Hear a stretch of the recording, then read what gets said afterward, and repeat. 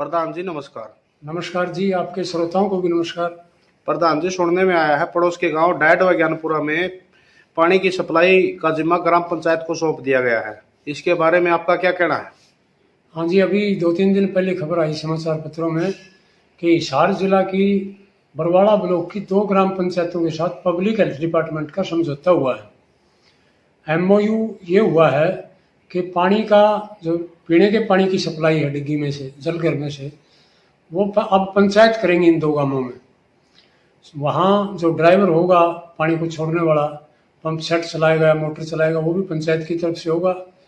और सारा जिम्मा आगे सप्लाई करने का भी और लीकेज वगैरह रोकने का भी सारा काम पंचायत संभालेगी। और इसके लिए नई व्यवस्था दी गई है कि पंचायतें ग्रामीणों के ऊपर टैक्स लगाएंगी, पानी के ऊपर, पेयजल के ऊपर वाटर टैक्स लगाया जाएगा।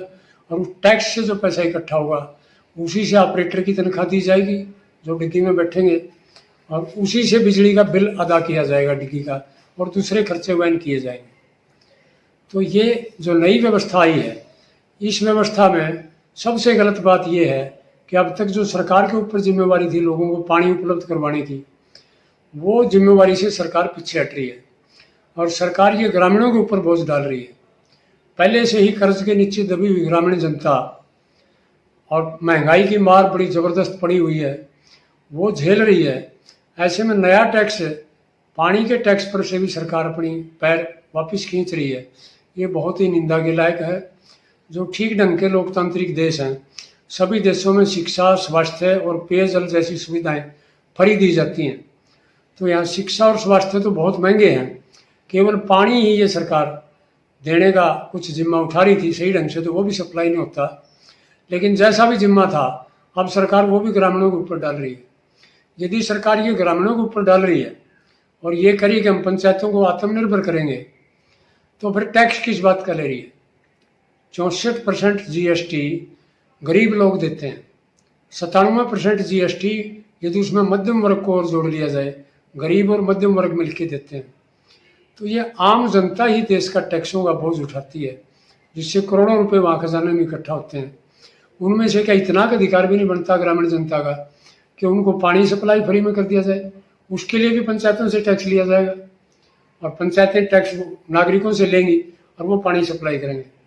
तो हम सरकार के इस फैसले की कड़ी निंदा करते हैं। और अखबारों में आई कि 18 ग्राम पंचायतों को जल्दी ही स्कीम में और ले लिया जाएगा हिसार जिला में। और जब हिसार जिला में लिया जा रहा है तो इसका मतलब ये पूरे हरियाणा में स्कीम सभी जिलों में लागू मिलेगी।